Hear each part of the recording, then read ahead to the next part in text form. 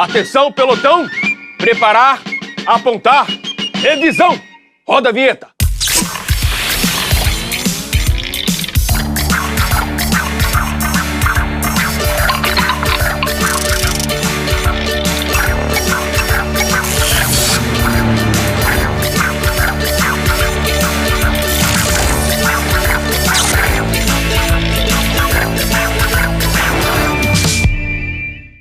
Hora do Enem no ar! E hoje a gente continua a revisão de linguagens e códigos. O foco? Língua inglesa, língua espanhola, artes. Prontos? Professor Daniel Sanches, por gentileza? Hello, man. E aí? Bom te ver aqui de novo, professor. Igualmente. Professor, te liguei, pedi pra dar uma olhada na prova do Enem de 2014, 2015, 2016. E aí, alguma tendência? Tem mais do que tendência, Lândia. Tem temas que recorrem, temas que voltam. Primeira coisa, acho que a gente tem que ver que o Enem ele vem trazendo três grandes umbrellas. O que eu quero dizer com isso? Três grandes temas, né, e que se subdividem. O primeiro é a própria língua inglesa. Então ele vem inglês no ambiente mundial, inglês nas faculdades, o inglês pelo próprio inglês. O segundo é o meio ambiente. Né, o meio ambiente é sempre um tema recorrente, né? Seja global warming, né, aquecimento global, sejam desastres naturais. E o terceiro são as questões sociais, que essas sempre estão. Principalmente preconceito, racismo, misoginia, né? Ano passado, então, a gente teve várias questões sobre a importância da mulher ou o que a mulher sofre. E aí a gente pode ter isso como aposta, assim, para voltar. E realidade virtual, professor? Então, realidade virtual, para mim, é uma aposta. Porque a realidade virtual faz parte do nosso dia a dia e não tem como fugir. A importância da rede social, quantos likes você tem, quantos seguidores você tem, isso é mais importante, às vezes, do que outras coisas, né? As pessoas estão muito ligadas nisso. E já caiu alguma coisa parecida? Não caiu na prova do Enem de língua inglesa, não. Por isso que eu acho que é uma aposta. Mas caiu, por exemplo, numa prova no exame da UERJ, né? Da Universidade do Estado do Rio de Janeiro. Caiu uma questão falando sobre a autoimagem, né? Como a imagem física, ela é muito importante, né? Se você tá bem na foto, se você tem o peso ideal, né? Se você tem o corpo perfeito. Eu acho que isso é uma aposta porque isso é muito em voga hoje. E aí, como a gente poderia pensar uma questão sobre esse assunto? Então, na UERJ caiu em forma de um texto meio narrativo, em que uma mulher, né? E aí a questão da mulher reaparecendo, comentava como ela passou a vida inteira tendo que controlar o próprio peso, tendo que parecer perfeita, né? Para a sociedade, né? Isso veio na forma de um texto narrativo. Tudo isso toca num outro subtema que é a desigualdade de gênero. Exatamente. Nesse mesmo texto tem um terceiro parágrafo, tem uma frase que diz assim: Some women. Então, nesse pedaço, ela fala diretamente do impacto que isso existe, né? Do corpo perfeito, da imagem, de estar sempre bem. A cobrança é muito maior em cima da mulher, né? Então, mais uma vez, a gente pode levar esse tema do virtual, da imagem, e pode ligar isso com temas que eu acabei de falar, que é a questão da misoginia ou da cobrança para a mulher sempre sendo colocada como alvo de crítica, né? E o candidato tem que estar atento ao vocabulário específico. Né? É verdade, tem que estar assim, Lândia. Porque, por exemplo, nesse texto, né, palavras como weight, overweight, né, weightaholic, worth, image, né, perfeição, né, perfection, tudo isso aparece no texto e são palavras que estão dentro desse campo semântico pertinente a esse tema. Então, se você já está imaginando que isso pode ser um dos temas, por que não ler sobre o assunto? Por que não ver vídeos?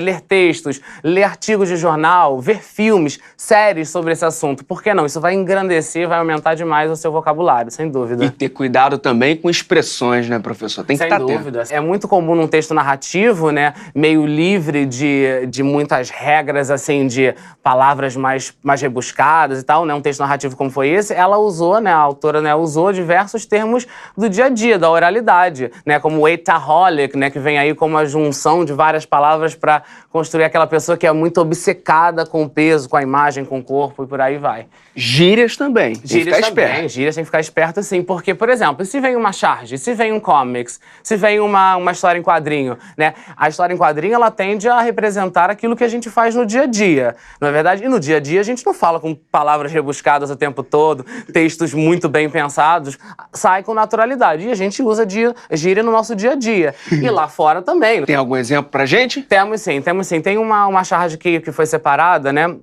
E essa charge ela é interessante não só porque ela, né, um comiczinho, né, não só porque ele apresenta o tema, poderia ser cobrado dessa forma, veio num texto de artigo, né, ou uma narrativa na UERJ, mas poderia ter vindo numa charge. Além disso, ele associa o tema com aquilo que eu falei da maneira que se fala, né? O texto é todo construído num inglês, vamos colocar assim, não muito padrão, né? Com gírias. Coloquial. Coloquial, exatamente. Com contrações que não são contrações previstas pela gramática, que são provenientes da oralidade. Então é legal a gente ler os temas todos por uma ótica estruturada, né, com a norma da língua inglesa certinha, com as palavras corretas, rebuscadas, mas ver os temas também expostos de uma maneira menos tradicional, mais oral, para a gente ampliar o nosso vocabulário de maneira efetiva. Mas e aí, como a gente faz pra treinar? Bem, dicas, lê, não tem como. Você lendo, você procura aquele termo que você não conhece, né, em dicionário, e aí online tem um monte, né, no online tem tanto aquele específico, aquele dicionário específico, tradicional, quanto o dicionário urbano. Tem online dicionário que te ensina as gírias dos lugares, como aquela palavra aparece. Outra dica interessante, Lândia, é você ver filme, assistir série e assistir palestras. Então, por exemplo, nas séries, né, séries como com temas médicos, com temas específicos para essa questão, por exemplo, temas adolescentes, em que está muito em voga o mundo virtual, isso faz com que você se familiarize com essas palavras, expressões e principalmente as gírias, né? E quando não tem legendas, professor? Canais, por exemplo, do YouTube hoje em dia, como o próprio TED, né? Tem um canal que é o TED Talk, que é usado para palestras, em que muitas das palestras vêm com a legenda em inglês, né? A pessoa está falando, está dando a palestra, embaixo vem tudo escrito que ela está falando, vem com closed caption, e depois você também tem acesso à legenda em português, no caso pra gente é o que interessa, né? Para você poder fazer uma comparação. Você viu em inglês, viu o termo sendo usado em inglês, depois você reviu aquela palestra com aquele tema que te interessa, e os temas são variados, e você absorve aquilo ali. Para encerrar, qual é aquela dica Max Power? Ficar ligado nos temas que já foram, né, como a gente falou no início da nossa conversa, pegar esses temas e pegar os textos, artigos, vídeos e absorver o máximo de informação para engrandecer o seu conhecimento de mundo. Eu acho que nesse momento é isso, não dá pra gente ficar muito neurótico com gramática, ficar muito neurótico com estrutura de palavras. Eu acho que agora é melhor absorver o máximo de vocabulário e o máximo de informações sobre esses temas recorrentes e essas apostinhas aí que a gente fez hoje aqui. Reta final, né, professor? Reta final, é isso aí. Right, Muito obrigado, professor, mais uma vez. My pleasure. E aí, professor Antônio Ferreira, chega mais! Como estás? Que tal? Beleza, Bien? professor? Sim. Seja bem-vindo. Obrigado. Professor, de 2014 pra cá, o conteúdo de língua espanhola mudou? Como é que tá? Olha, definitivamente não é uma prova de tradução, né? Que muitos candidatos acham que a prova de inglês ou de espanhol é uma prova de tradução e não é. Então ficou reforçado que é uma prova que vai exigir desse candidato também uma certa conscientização de temas que circulam no nosso contexto latino-americano. Mas assim, nós temos provas que vão focar questões lexicais, ou seja, questões lexicais que são importantes para a compreensão do texto, questões que vão focar o conhecimento do gênero e, ao mesmo tempo, questões que focam em aspectos culturais, como eu mesmo já dei alguns exemplos dessa riqueza cultural que nós temos aqui. Mas assim, voltando a falar do gênero, se a gente pega 2014 para cá, a gente sempre tem uma notícia, a gente sempre tem uma campanha, seja ela uma campanha publicitária, uma campanha institucional. A gente tem a presença maior de textos literários, está sendo bem recorrente a presença de ou de uma canção ou de um poema. Então, mais ou menos dessa forma, como eu te falei agora, que se configura o Enem de espanhol de 2014 para cá. Mas o Enem cobra gramática da língua espanhola de um jeito diferente, não cobra? Sim, sim. A gente diz que o Enem cobra a gramática no discurso, ou seja, a gramática em uso. Então, ao mesmo tempo que ele está lendo o texto, aparece um elemento gramatical, aquele candidato que sabe identificar, sabe talvez o significado, ali tem uma certa vantagem, né? Porque já sabe ali qual é a relação que está sendo estabelecida, quando é o caso de uma conjunção, pode levar uma vantagem. Aquele que também não sabe, ele não é prejudicado, né? Ou seja, ele pode pular aquela palavra, talvez 2 ou 3 outras vão ancorar o sentido para que ele compreenda ali o foco. Mas claro que um aluno que se dedica também, tem tempo, né, para se dedicar a estudar um pouco mais a gramática da língua espanhola, sim, ele leva vantagem. Você trouxe 2 exemplos pra gente. Bora ver? A primeira questão é a questão 94, né? Então, assim, eu estava falando do gênero, né? Assim, a importância do candidato saber o gênero do texto, ou seja, o gênero do texto que é. é como aquele texto se organiza socialmente. Então essa questão, na verdade, era uma carta de um leitor. E aí uma outra dica é talvez romper a ordem que aparece aqui na questão. Não vamos começar resolvendo a questão pela leitura do texto. Vamos ler direto o enunciado. Pra galera ficar ligada, é 94 de qual prova? Do Caderno Azul, ano 2015. Beleza. Né? Então, como eu estava falando, o candidato tem pouco tempo. Normalmente ele tem 3 minutos para resolver cada questão, né? Então, se ele partir da leitura do enunciado, no próprio enunciado dessa questão que eu selecionei, já apresenta para ele qual é o gênero de texto. Então, é uma carta de leitor. O que a gente encontra normalmente numa carta de leitor? É alguém que recupera um texto anterior, que aqui também a gente não teve acesso, que justamente é o foco da questão, né? Mas a gente sabe que vai ter argumentação. Então, vai ter argumentação e, ao mesmo tempo, vai ter a narração de um fato. Então, por exemplo, se esse aluno estudou espanhol, ou melhor dizendo, estudou algum aspecto gramatical, e aqui quais são os possessivos da língua, ele sabe que tem algumas vozes aqui. Por exemplo, essa mãe que escreve a carta, ela vai falar mi casa, mi prioridade, mi hijo. Então, está marcando uma voz que é a da voz da pessoa que escreve. No caso, soy madre, é uma mãe. Mas, ao mesmo tempo, ela vai falar do marido, vai falar desse outro, ou seja, nuestro hijo. E, ao mesmo tempo, vai falar do filho dela, que é o grande foco aqui da questão, porque tem uma inferência lexical. Tem lá, logo no início do texto, na segunda linha, e também ela aparece no título da questão, desenchúfalo e a jugar. E o foco da questão, de fato, é a inferência desse vocábulo. Assim, o aluno não precisa saber o significado da palavra. Essa palavra vem da palavra enchufe, que em espanhol significa tomada, ou seja, enchufe é você estar ligado, conectado. E des, que é um prefixo que a gente tem, inclusive, no português, que é desfazer alguma coisa. Então, desenchufar, talvez o candidato não vai saber literalmente o que ele significa. Mas indo mais adiante no texto, há pistas, como, por exemplo, a palavra tecnologia, né? Quando ela fala vamos desenchufar, ou seja, os três, ao mesmo tempo está orientando que vamos ficar desconectados, vamos desconectar o nosso filho, distanciar ele das tecnologias, vamos valorizar coisas mais comuns do cotidiano, como, por exemplo, brincar, e aí cita um exemplo, brincar, jugar com una pelota ou na sábana, ou seja, com uma bola, com um lençol, coisas, né, mais simples do dia a dia e se distanciar um pouco da tecnologia. Uma outra questão aqui que eu queria chamar a atenção, também gramatical, que pode favorecer a um aluno que estuda a língua espanhola, estuda a gramática da língua espanhola, aparece um pronome que a gente chama pronome interrogativo, que é o quien, que aparece na quinta linha. Quien cocina, quien se tira en el piso. Saber que às vezes algumas palavras como quien, donde, quanto, quando, qual, acentuadas, elas levam ali o leitor a pensar que há ou uma pergunta indireta ou há uma exclamação também indireta, uma situação de ânimo. Isso vai ser importante no próximo texto que a gente vai ver, né? Um outro aspecto linguístico muito recorrente, que também aparece aqui nesse texto, na terceira linha, é um pronome complemento le. Né? Então, como a gente tem aqui a frase, el tiempo que le dedico a mi hijo. Então, lembra das aulas de português? Quem dedica alguma coisa, o tempo, a alguém. Então, esse le, que aqui é a mi hijo, é um pronome complemento que a gente usa muito para não repetir a palavra. Então, le, normalmente já vai mostrar que é um complemento de pessoa. São dicas, conhecimentos gramaticais que só colaboram a esse aluno. Então, mesmo não traduzindo palavra por palavra, você consegue compreender o sentido geral do texto e responder aqui o comando. Então, a segunda questão é a questão número 95, Caderno Azul, ano 2016. É um outro gênero, é um grafite, né? Ele tem um muro, né? Como a gente encontra por aí, só que tem uma frase, né? Só que, mais uma vez, alguns conhecimentos gramaticais são importantes aqui. Na verdade, o foco dessa questão foi trazer uma questão cultural, que é a questão dos murais. Aqui, no caso, um texto que foi publicado no Peru, tem essa referência para o próprio candidato, mas, ao mesmo tempo, tem um conhecimento gramatical que é o carro-chefe, ou seja, é o protagonista dessa questão. Então, lembra daquele pronome que eu falei acentuado? Aqui, no caso, é o que, mas recapitulando, poderia ser um qual, um quien, um quanto, um quando. Aqui é o que. Então, de uma certa forma, a gente sabe identificar aquele que, mais uma vez, já leu muitos textos e se dedicou à gramática, que um me, como é um pronome que aparece aí, é a primeira pessoa. Então, tem alguém que está falando.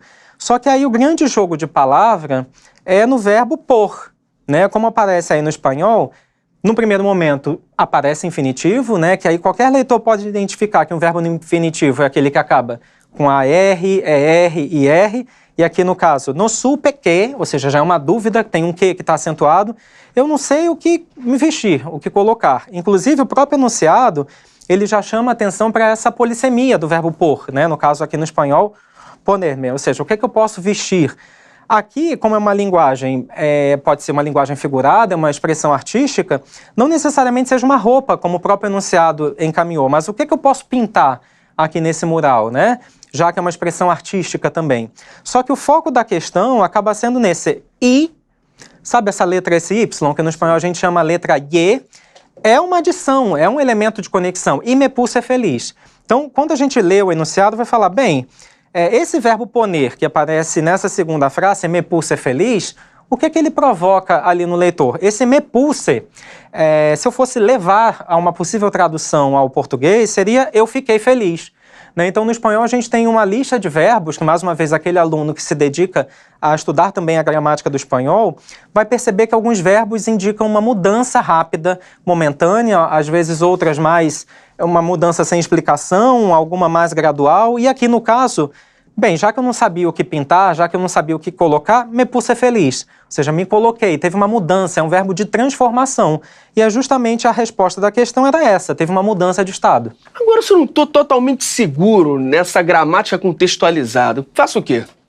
Olha, Landi, atualmente a gente tem alguns recursos, né? Assim, a gente tem aplicativos de celular. A gente sabe que os nossos alunos vivem conectados, enchufados, né, usando a palavra enchufados. Nós que vivimos, às vezes, desenchufados, né?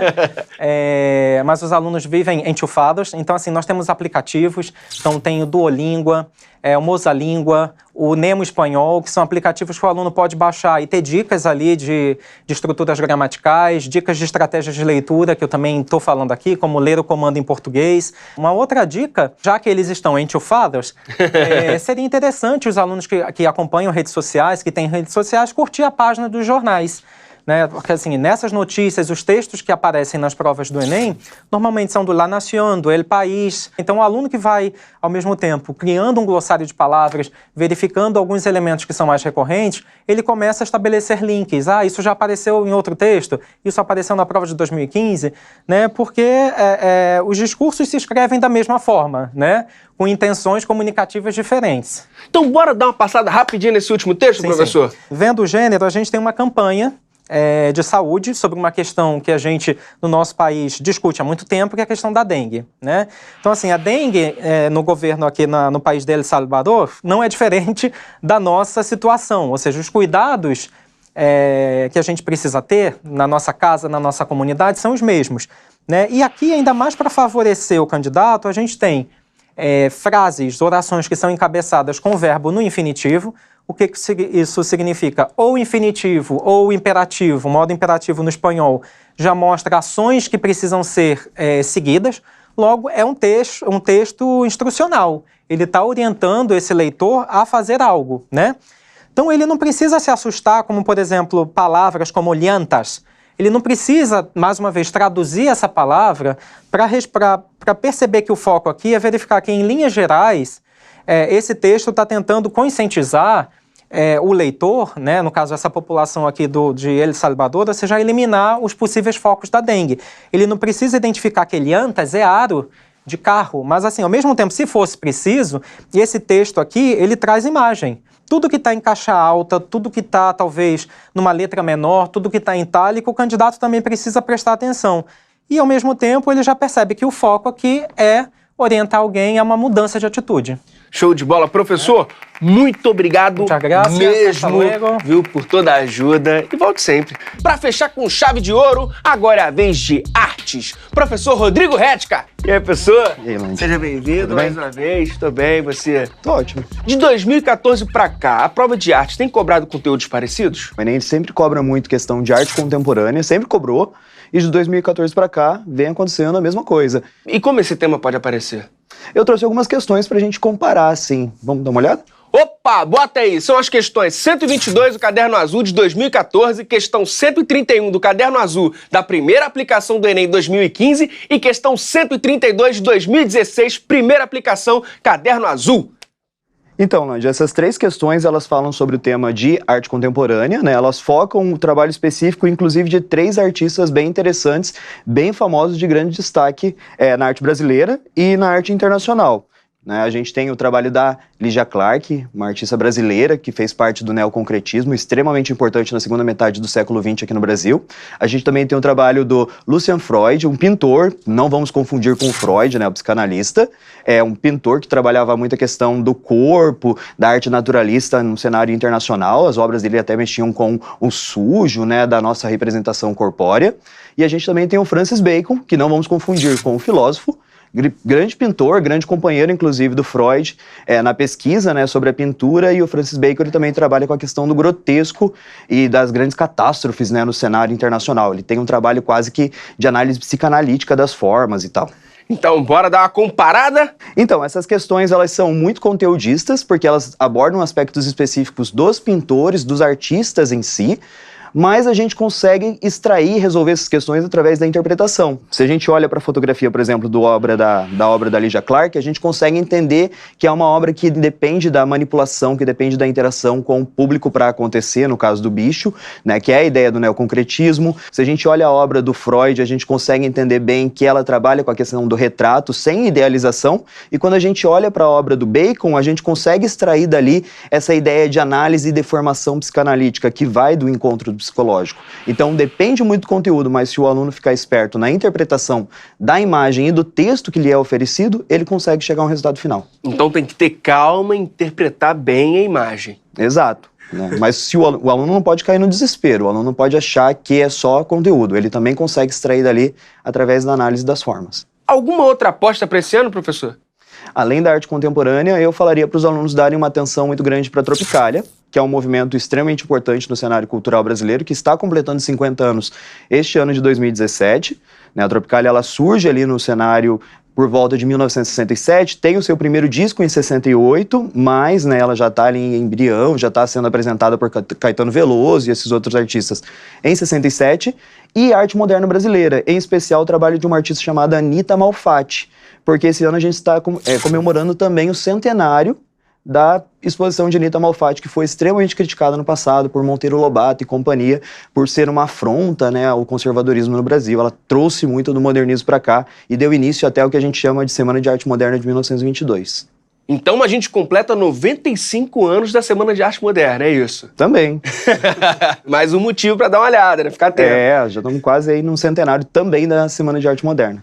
Professor, o Enem está chegando, então com aquele conselho de última hora. A arte contemporânea tem que receber uma atenção. Se o aluno não entende nada de arte contemporânea, não está muito ligado com essa linguagem, que é difícil, é uma linguagem que é complicada, ele pode procurar vídeos na internet, no YouTube tem muita coisa, tem um documentário muito legal que se chama Quem Tem Medo da Arte Contemporânea, que é de super fácil acesso. Ele também é um livrinho de 80 páginas, se o aluno quiser ler aí nesses dias. Também é super fácil de achar e traz vários conceitos interessantes para entender melhor que é arte contemporânea. Então dá tempo de assistir alguma performance. Dá tempo de assistir muitas performances. Professor, muito obrigado mesmo por toda a ajuda. Imagina. Pode sempre. Por hoje é só. O Enem tá chegando e a gente tá aqui pra dar aquela força. E já sabe, né? Nosso YouTube tá cheio de coisa maneira te esperando. Até a próxima!